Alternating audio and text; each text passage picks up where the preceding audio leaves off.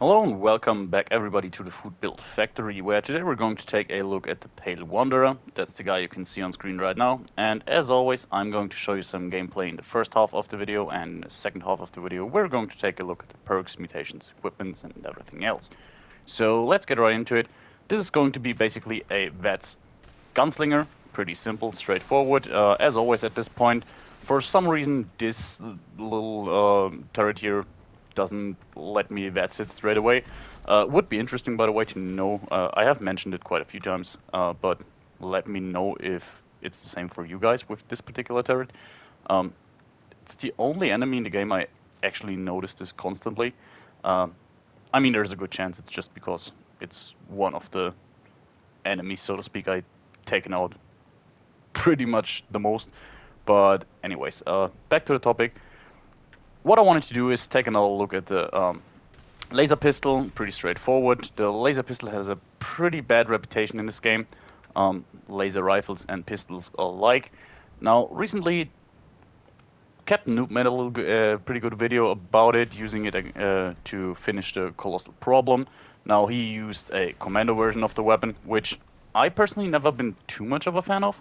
Um, Usually, I would say, sure, commando is the way to go, other than heavy weapons, but when it comes to laser weapons, I personally find that they perform better as semi-automatic ones for some reason. It's not a crazy difference or something, but I just feel like you're way more ammo efficient, which probably just isn't a concern if you're min-maxing and going for a lot of damage. But in that case, you probably still wouldn't want to go with a laser pistol anyways, or laser weapon. But yeah, the way to go, in my opinion, with these weapons is definitely VATS. Now, this channel here often tries to find different ways to use weapons, using typical VATS weapons outside of VATS and other way around. But the laser weapon really is one of those weapons where, yeah, I tried it a few times. In my opinion, there's just no viable solution to use it outside of that. You really depend on crits. Um, in terms of the weapon itself, in terms of legendary effects and everything, what I went for here was, or is, a two-shot version with better VATS crits and faster VATS crits. The faster VATS crits, as you know the channel at this point, you will probably be aware what we're doing here. Faster VATS crits makes it so with 23 luck, we do get a crit on every second shot. Just keep an eye out for it during the video. Now, in all reality, the visuals often don't match up, the crit bar, but in terms of damage numbers, yeah, overall you're getting a crit on every second shot with 23 luck. On this occasion, we got 23 luck by having 15 base luck, 5 legendary luck, and in addition to that, we do have the shielded vault suit for 2 more, and lastly, we have 1 armor piece with the legendary effect giving us 1 extra luck. And, well, quite a surprise on this occasion that the Deathclaw came out of the cave. In my very first videos, I always went into the cave, but quickly stopped just because sometimes I couldn't get the Deathclaw to spawn, even when I was going in and trying shooting and everything, which was kind of awkward, so I stopped doing that. But on this occasion, we saw it, even though we will see another Deathclaw by the end of the video. Not the end, but the end of the gameplay part.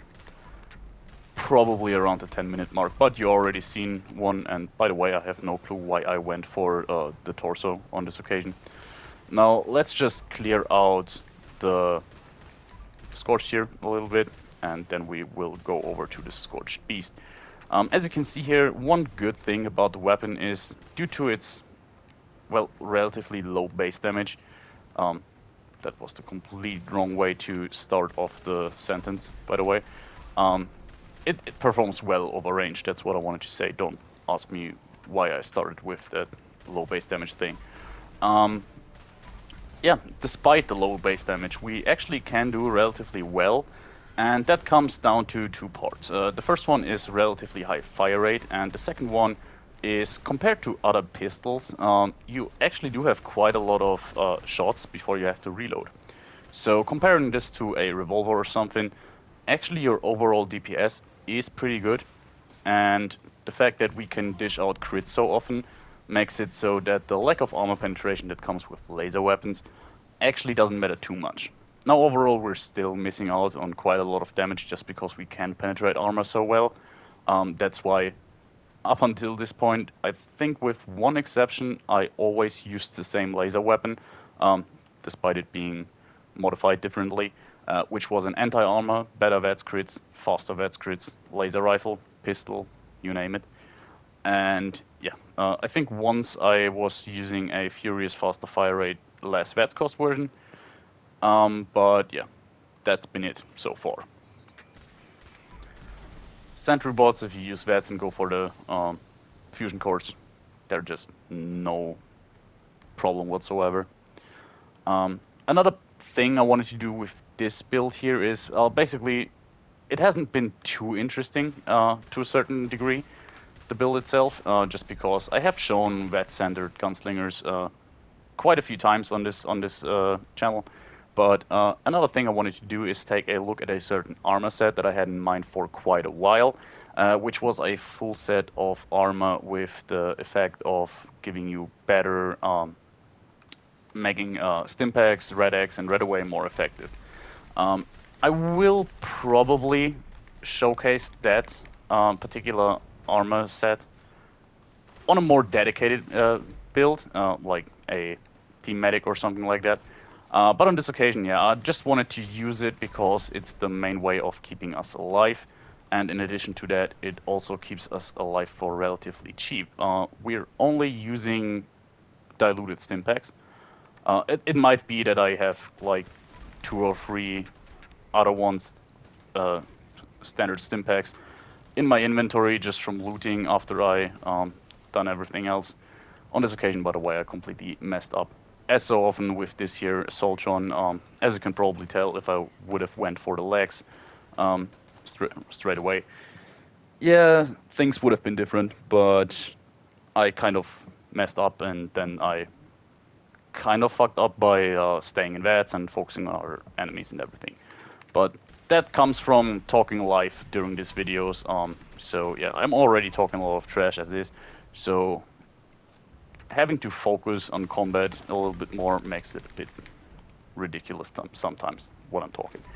And one thing that's very inconsistent about this build, which is kind of sad because we do use the Tormentor perk.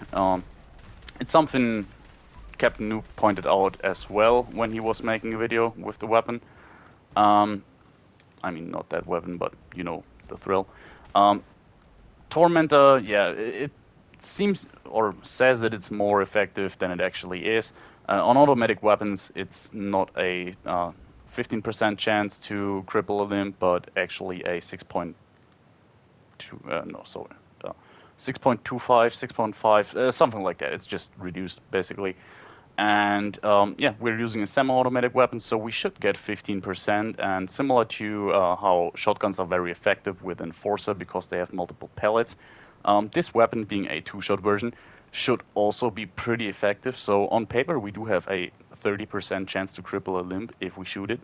But for some reason, it either works very well, or sometimes it just seems to not work at all, which is a shame. I mean, really, oftentimes it does work very well, but then, yeah, as I said, sometimes it just won't work like that. And yeah, that's a little bit of a shame. I still left Tormentor in though.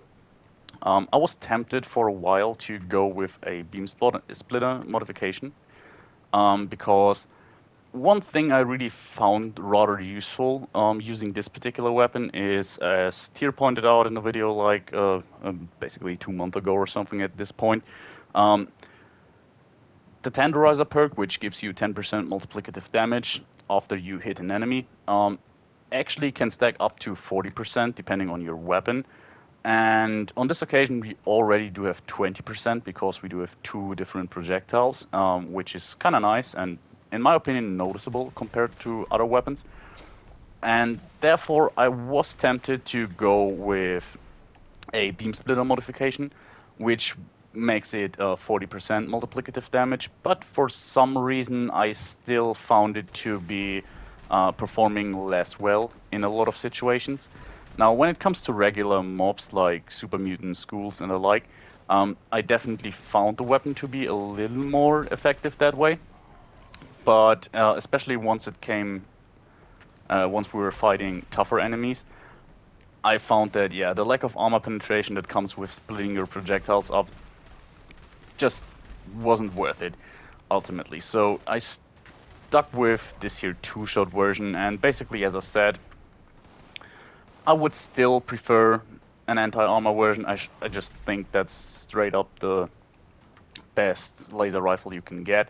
Unless you're going bloodied, then maybe bloodied is the way to go. Sorry, low health, then bloodied is the way to go, probably. But yeah, for a full health build, anti-armor is probably the way to go. But still, the two-shot version does relatively fine as well. And that's what I just want to showcase here. And especially for pretty much 99% of the combat, like fighting ghouls, super mutants, everything. Yeah, it's doing the job very well. There's nothing to be desired. I mean, sure, killing enemies in one or two shots with bigger weapons like, let's say, a Western revolver is a nice thing. But overall, since we are capable of firing such an amount of shots and having such a large magazine size, it doesn't really matter. Like, the time to kill is pretty good. You can get some really good gun food chains in. Um, in terms of modifications, we could be a little bit more effective when it comes to our AP usage. I'm pretty sure the beam focuser and also probably the gyro lens both do reduce your AP cost per shot. But I wanted to go for the pew pew look, like the old school Bethesda Fallout laser pistol look, if that makes sense. Yeah, basically pew pew was the whole design philosophy behind this build, and I think it's actually performing relatively well. There's not a lot left to be desired. Obviously, it's not a fixer or a 10 millimeter automatic gun, but I had a lot of fun with it. Over range, it performs well just because you can stack up so many shots. So it doesn't really matter if you need 2 or 3 more shots to kill. Then, really, the aspect of fully investing into making healing items more potent is actually something I didn't think I would enjoy as much. But it's just nice. You really don't have to care about um, using stimpaks. You can just do it all the time, and if you're going through the trouble of diluting your actual stimpaks, you will stack up so many of them. You will actually find that you're using them just so to get rid of them. So yeah, you're pretty much immortal if you just keep an eye out for it. For example, when we were attacked by the assault drone earlier, I could have just spammed 2 to 3 stimpaks. Um, would have saved me, but yeah, I was just not thinking about it. Um, Comes from switching so many playstyles, I would say. It's really, yeah, some muscle memory just builds up over time, and some things you think about when you're playing your particular playstyle, um, yeah, can be the most basic thing for you, but if you're switching between builds all the time, um, you sometimes get lose track of thinking about stuff like that. And yeah, overall, I think the gameplay speaks for itself. Now, we do obviously take a lot of damage, but we heal that up quickly. We just constantly try to stay on the move so we can just, yeah, so we not get swarmed. Definitely something the weapon isn't terribly great at, crowd control, but also not bad. Really, the biggest weakness is fighting tougher targets. In all fairness, even Scorch Beasts and such aren't something I would hesitate to attack, just because they still go down relatively quickly and easily. Where I draw the line is probably Sheep Squatches. Fighting a Sheep Squatch with this build is going to take some time, but you still have the option to just use, drugs like Psychotats would work very well, and they really make a difference, but I didn't show off any of them during the video. And anyways, lots of mumbling during this video. I am sorry, but really, I enjoyed using this build. In terms of visuals, I really like how it turned out. Insurgent outfit, one of my favorite outfits in the game, and one of the better rewards in my opinion. And finally, after like 3 years, Bethesda managed to patch it so that you can wear face gear with the wrapped head. I mean, I'm not sure how this took 3 years because it was known from basically day one. You can also use beards and everything, but one thing to be said, some sensible choices don't make sense. For example, you can't use bandanas, from my experience, which is kind of odd.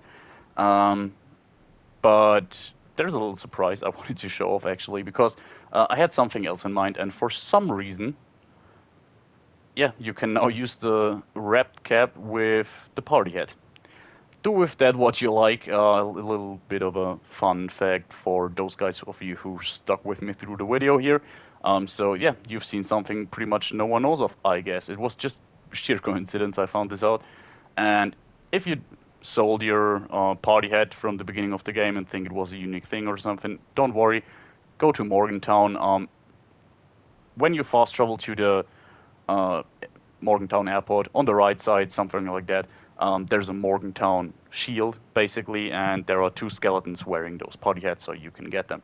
And yeah, I mean, it looks ugly and ridiculous, but I think you can impress some people. And now let's take a look at the info about the build, starting off with our mutations. We do have the Blight, I just see, which is completely stupid because basically every single encounter we had after the Scorch Beast attack was not showing our full potential, because this is the only thing I should have looked out for during reviewing this build, which is we particularly want to have 23 luck, so we can do a crit every second shot, and -1 to all special stats means we only have 22 luck. So every fight after that, we didn't really use our full potential, not even close, by the way. But anyways, going over to our mutations, we do have Bird Bones, Eagle Eyes. Both of those mutations shouldn't be a big surprise when it comes to a VATS build. More agility, more perception, more crit damage, pretty straightforward. Then we do have Egghead, which is just a personal choice on this occasion for more intelligence. And on this character, I pretty much always go for low endurance, low strength builds, so the debuffs pretty much don't care. Then we do have Herbivore just as an option to use stuff like Blight Soup and so on. But we didn't really use that during the video, so use it or not, that's up to you. And lastly, we do have Marsupial and Speed Demon, better jump height and faster movement speed, faster reload speed, bit more carry weight. All of it pretty substantial in my opinion, but yeah, nothing to speak about honestly. There's, in terms of mutations, this build really isn't crazy. It has all the standards, but that's it. Then we go over to our equipment, and here it is. We do have a two-shot, better VATS crits and faster VATS crits laser pistol, modified with the calibrated capacitor for superior critical damage, which is very beneficial once we're using a crit on every second shot, unless the narrator is too stupid to recognize that he has the Blight, and therefore, yeah, crit on every third shot it is. Aligned long barrel, pretty much the best option for semi-automatic. Sadly, the short barrel has no benefit whatsoever. It's just shorter barrel with shorter range. I think it could look quite cool, but it's just inferior. And aligned you want to have just in order to make your AP usage go down a little bit. Then we have a true grip. Sadly, there's not an aligned grip yet again, so it's just there for better hipfire accuracy, which overall increases our accuracy a little bit, making us a bit more accurate in VATS, but that's it. Then we do have the reflex side. This one here is good again for our AP usage and our accuracy. And lastly, no muzzle. As I said, you could go for the beam focuser, which would probably be the most efficient option here, but it makes the gun look a little bit ridiculous in my opinion, just because it's getting so long and big, which, yeah, kind of in third person it kind of ruins it for me. But yeah, I wanted to go for this particular look here. So no muzzle, basically had only this little bit of um, reasoning here, just aesthetic. And yeah, that's it. That's the weapon. In terms of condition, it breaks relatively fast, but not too crazy. Ammo consumption, we burned through somewhat like 400 fusion cells, which is okay in my opinion. And yeah, pretty lightweight thing overall. And let's move over to our armor. And as I said, we have a full set with the effect that makes Stimpaks, Red Away, and Red X more effective, adding up to 25% more effectiveness overall. Then we do have one luck piece, three pieces of powered gear, and then we have one autostim piece. The rest is pretty minor stuff, mutant slayers, mutants, vanguards, zealots. So nothing too crazy here. I really just wanted to have that particular chem effect. Some powered pieces. Three is pretty much. We also have a lot of investment in. Sorry, we have some investment into perks that give us more AP refresh, which we'll see in a second, and obviously one autostim piece. Initially, I wanted to go for a full set of autostim and the chem effect, but I just gave up after trying to reroll like honestly 1 to 2,000 times, and on this particular occasion, I had a very tough time getting this specific combination, so I just gave up. Then we go over to our apparel. We do have the Grosser's backpack, which on this occasion is a bit more interesting. I will go over to that in a minute. But yeah, insurgent outfit, party hat. We do have that now. We didn't have it during the video. Shielded ball suit, as I said, surgical mask and wrapped cap. And in terms of the face, I just added all the. Um, I'm not sure how it's called, bleaks or something like that. Yeah, I just made my face white with face paint and blemishes. So yeah, that was it. Then we go over to our perks. We do have only one strength, as I said. It's one of our dump stats. Uh, Only one perk point. I used blocker.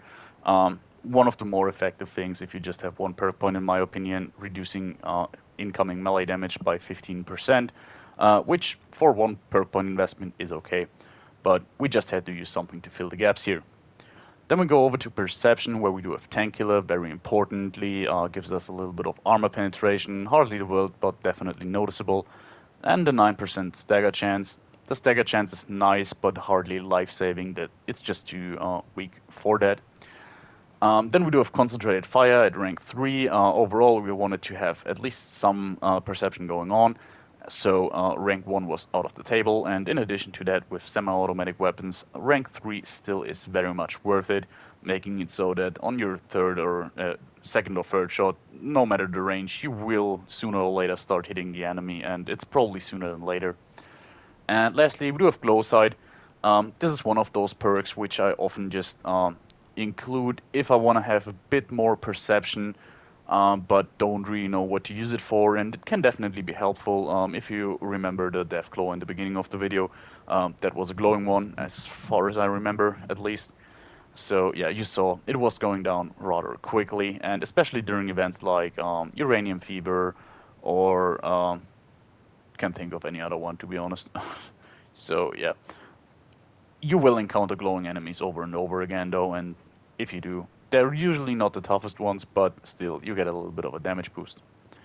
Then we do go over to Endurance. We do have 3 Adamantium Skeleton and rank 3 Fireproof, pretty much the straightforward picks that I often use, making limb damage not a thing, and making explosion damage also not a thing, basically. Um, so yeah, overall, we're just completely neglecting 2 different sorts of damage, which seem to be rare, but on the other hand, yeah, they can really bug you up. Then we do go over to Charisma with a combination that has some kind of reoccurrence lately. I used it very often in the beginning of this channel, and lately I'm using it often again. Lone Wanderer and Tenderizer here. Tenderizer I spoke about during the video, very beneficial in this case. 20% multiplicative damage after our first hit, despite what the card says. And Lone Wanderer, bit less damage, maybe, maybe not. Said it a lot of times. Yeah, there's rumors it doesn't work like that, but overall, the more important thing for us was the AP refresh. just adding up with our power pieces. So yeah, we can just refresh our AP very fast. Then we do have 11 intelligence. We do use first aid. This was kind of obvious just because yeah, it further doubles down on the full set of the chem effect armor that I'm using, and this together with the effect makes it so that a diluted stim pack basically heals. Pretty sure I tested it. It's around 75 to 80% of our health, which is nice. Then we do have batteries included. Obviously, we carry energy ammo, and batteries included makes it so that we can just yeah not suffer too much from it. And lastly, we do have Gunsmith. I said it, the condition on the weapon isn't too great. It's not terrible, but Gunsmith definitely helps in my opinion. Then we do go over to Agility. 3 Action Boy, further doubling down, as I said, on AP refresh. Then we do have rank 3 of all the Gunslinger perks. And lastly, we do have rank 2 Born Survivor and rank 1 of Gun Fu. So, yeah, Born Survivor giving us another threshold at 30% in addition to the 20% threshold of our armor. So if we're just getting damaged a little bit during combat, we reach 30%, and we do use our diluted stim pack. If we get even a little bit longer, a little bit more damage, so that one stim pack, the diluted one, doesn't last, we have another threshold at 20% where auto stim piece activates, so that at this point usually there should be 2 different stim packs working, and that really helps in most situations. The only few situations that can out-damage you are basically stacking up damage over time, or as you saw during the video, the Assaultron, which basically high DPS enemies. Pretty straightforward. But keep in mind, you can also just manually use stim packs, and if you just pull the button or trigger the button a lot, you can actually stack them up even outside of power armor. It just doesn't work too well. Needs quite a lot of speed. And yeah, lastly, 1 rank of Gun Fu just for the gimmick of switching between characters, making the gameplay a little bit more fluent. Then we do go over to Luck, where we do have Tormentor. Briefly touched upon it during the video. Not really interested in talking a lot more about it. Said everything I could. Then we do have Grim Reaper Sprint, pretty obvious. I mean, we do have the AP refresh to get away without using Grim Reaper Sprint. But on this occasion, the only things we need in terms of maximizing our critical damage output is better criticals and critical savvy, because together with the legendary effect and 23 luck, we do get a crit on every second shot, so every further investment in things like Psychopath or Four Leaf Clover are kind of a lost cause here, and that left us with room for, yeah, Tormentor, Grim Reaper Sprint, then Starch Jeans. And lastly, we do have Curator and Tormentor. Tormentor I already mentioned. Curator. Now, the idea behind it was that, yeah, we had 1 point left that we desperately needed to fill. And when it comes to just filling 1 point, there's a few options you could take. One I took for a while was just 1 rank of Luck of the Draw, making it so our weapon lasts even a little bit longer.